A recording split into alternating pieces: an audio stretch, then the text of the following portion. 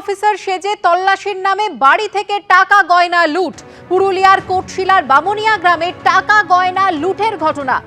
ঝাড়খণ্ড থেকে গ্রেফতার 2 মহিলা সহ 7 জন। যে অভিযোগ করছে আয়কর দপ্তরের অফিসার ও ঝাড়খণ্ডের সিআরপিএফ কনস্টেবল সেজে এক ব্যক্তির বাড়িতে তল্লাশি চালায় 7 জন। অভিযুক্তরা নগদ 7.5 লক্ষ টাকা ও সোনাদানা নিয়ে চম্পট দেয় বলে অভিযোগ। এই ঘটনা ঘটেছে পুরুলিয়ার কোটশিলার বামুনিয়া গ্রামে, যেখানে টাকা গয়না লুটের ঘটনা ঘটেছে। আয়কর অফিসার সেজে তল্লাশির নামে বাড়ি থেকে টাকা গয়না লুট। ঝাড়খণ্ড থেকে গ্রেফতার 2 মহিলা সহ 7 জন।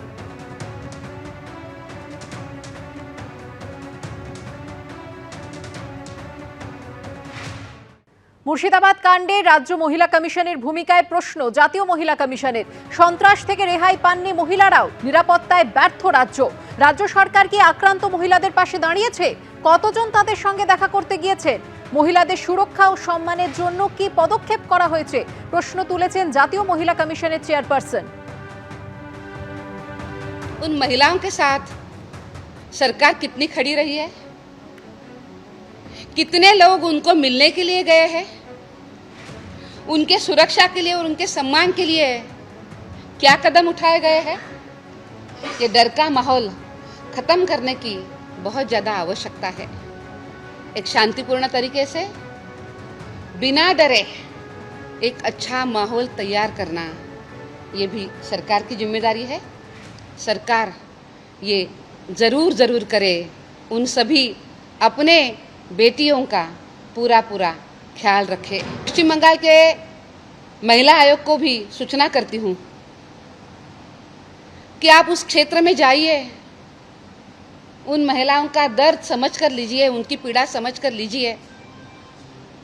जब 1 महीने पहले शादी हो जाती है, शादी में घर का वातावरण है, दोनों ने नए सपने देखे हैं, उसी शादी वाला घर जब टूट जाता है तो आपके सपने भी पूरे बेचिराग हो जाते हैं, ख़त्म हो जाते हैं। उनके भावनाओं पर क्या आघात हो गया होगा, आप ज़रूर देखिए। हर एक की अपनी अपनी एक कहानी है, उसको वो जाकर देखे, उनके साथ संवेदना प्रकट करे, उनके साथ डट के खड़ा हो जाइए और उनको कहिए कि हम यहाँ पर है।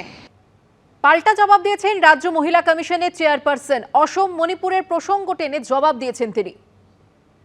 কেউ বললে তবে আমরা যাব।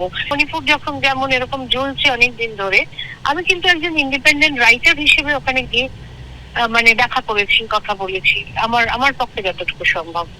আমি আসামেও গেছি। তার মানে এই না যে এরকম অনেক জায়গাতেই তো আমাদের সমস্যা হয়।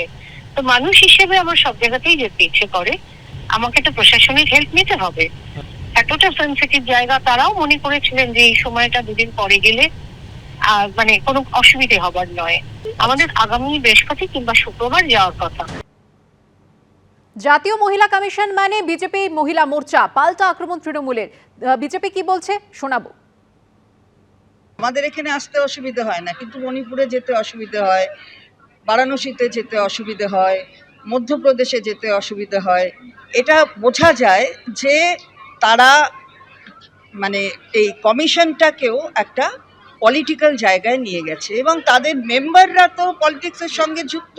তার মধ্যে তো দেখা গেল যে সক্রিয় বিজেপি কর্মীরাও রয়েছে, যাদের কমিশন যাদের দ্বারা ফর্ম হয়েছে। রাজ্য মহিলা কমিশনটা কি? তাদের হাতে তো কিছু নেই। অন্য সময় কেন্দ্র থেকে যখন কোনো কমিশন আসে, রাজ্যের কমিশনকে তাদের আগে সেখানে পাঠিয়ে দেওয়া হয় কি তাদের সঙ্গে পাঠিয়ে দেওয়া হয় পুরো বিষয়টাকে গুলিয়ে দেবার জন্য। কিন্তু এখন তারাও তো গেলে বিক্ষোভের সামনে পড়বেন। যারা বিক্ষোভ দেখাচ্ছেন তারা কি প্রত্যেকে বিজেপি করেন নাকি? এ নিয়ে মানুষ কোনো চিন্তিত নয়। এই মুহূর্তে রাজ্যের কোনো সংস্থার ওপরে পশ্চিমবঙ্গ রাজ্যবাসীর কোনো আস্থা নেই।